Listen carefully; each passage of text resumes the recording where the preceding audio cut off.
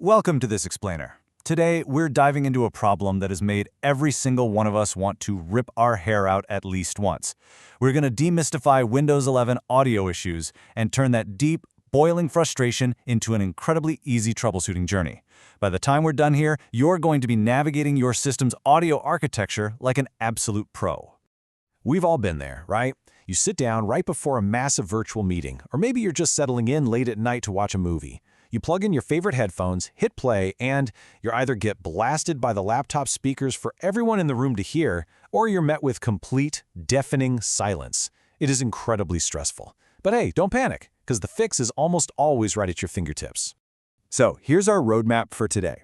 We'll be looking at diagnosing headphone errors, quick physical checks, tweaking system audio, using built-in troubleshooting tools, handling specific connection types, and finally, knowing when it's time to get it professionally fixed. All right, starting with part 1, diagnosing the headphone error. This right here brilliantly illustrates our two most common headaches, distinguishing between hardware connection problems and software routing errors. If your laptop doesn't even acknowledge that you plugged something in, you're likely looking at a physical connection issue, a bad port, or maybe a Bluetooth failure. But if the laptop sees the headphones and still plays music out loud, congratulations, your hardware is probably perfectly fine, and Windows is just completely confused about where to send the sound. Having a diagnostic framework based on your exact symptom is an absolute lifesaver. For example, if you have zero connection, you know immediately to check for a loose port or a dirty jack. If the device connects but the mic fails, you'll want to check your privacy permissions. This stops you from wasting time trying software fixes for a hardware problem, or vice versa. Moving on to part 2, quick physical checks. You would be shocked at how often a seemingly catastrophic computer failure is literally just a piece of pocket lint in the 3.5mm jack, or a plug that isn't pushed all the way in. Seriously, give it a firm push until you feel that tactile click. If you suspect there's dust in there, use a soft tool or compressed air to clean it gently. Actually, the source material strictly warns against using sharp metal objects for this, because you can permanently ruin the contact pins. Also, try twisting the jack while audio is playing. If the sound crackles in and out, you likely have a worn-out port or a frame cable. Now for our wireless and USB users, the physical checks look just a bit different. First up, check your battery. Sounds completely obvious, I know, but it happens to the best of us. Secondly, always make sure your Bluetooth headphones aren't secretly paired to the phone sitting in your pocket. They might be completely ignoring your laptop because they're clinging to your smartphone. And for USB headphones, try plugging them directly into the laptop's chassis instead of routing them through a USB hub. Hubs can sometimes fail to deliver enough power or data bandwidth for audio. Okay, part 3, tweaking system audio. So the huge thing here is making sure Windows is actually being commanded to send audio to your headphones rather than your default laptop speakers. You just jump into Settings, click on System, and then Sound. Take a look at the Output section. If your laptop speakers are selected here, Windows is simply doing what it's told. Click on your headphones to reroute the audio and just make sure the volume slider hasn't been accidentally dragged down to 0. Sometimes, though, the modern Windows 11 interface doesn't quite get the job done, and you got to dig one level deeper into the legacy sound control panel. By clicking More Sound Settings, you can access the Playback tab. Here, you can forcefully enable your headphones if they've been disabled, and right-click to Set as Default Device. This establishes a hard, unbreakable rule for Windows. If these headphones are plugged in, they get the audio. No questions asked. While you're poking around in the settings, do not forget the volume mixer. This thing is a lifesaver. Your master system volume might be cranked to 100%, but the specific app you're using like Spotify, Zoom, or your web browser could be completely muted internally. Oh, and if your sound is coming through but it sounds distorted, choppy, or just weird, try toggling off audio enhancements.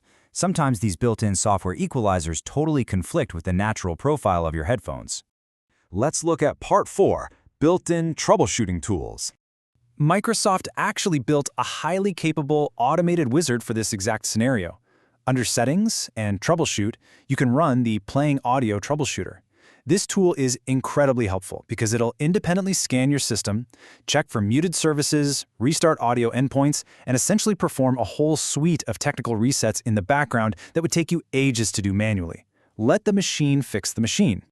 Here's the thing about drivers. An outdated or corrupted one can completely sever communication between your perfectly good headphones and the operating system. Think of it this way. The hardware speaks one language, Windows speaks another, and the driver is the translator. By opening Device Manager, expanding sound, video, and game controllers, and updating your driver, you're making sure that translator is using the most up-to-date dictionary. Part 5. Specific connection types. For Bluetooth users, there's a massive point of confusion we need to clear up right now. Bluetooth headphones usually have two profiles. A2DP is for rich, high-quality stereo sound. That's what you want for music and movies. HFP, or hands-free profile, is a low-bandwidth, mono-audio profile designed strictly to handle two-way voice calls. If your music suddenly sounds like it's playing out of a tin can, Windows has probably defaulted to the HFP profile. You have to ensure your PC is using the A2DP profile for media playback to actually enjoy your audio. Moving over to USB-C, a super common pitfall is using cheap Type-C adapters that only support charging, not data or audio output. Always double-check that your adapter actually supports audio. Furthermore, if your issue isn't hearing sound, but rather that no one can hear you, you need to head over to your Windows privacy and security settings. Windows often blocks microphone access at the system level just for security reasons. You have to explicitly allow apps to access your mic. Finally, always verify the input device within your specific calling app, like Zoom or Teams, to make sure it's pulling from your headset and not the laptop's built-in mic. And finally, Part 6. When to get it fixed. Look, if you notice extreme physical looseness in the 3.5mm port, like the plug just wiggles around freely, the internal soldering has likely broken. Or if Device Manager is constantly throwing error codes even after you've done driver updates, you might have a failing sound card on your motherboard. The ultimate test is just plugging your headphones into your phone or another PC. If they work flawlessly there, but remain totally dead on your laptop after all the steps we just covered, it is perfectly fine to wave the white flag and visit a certified repair center. Hopefully it never comes to that, though.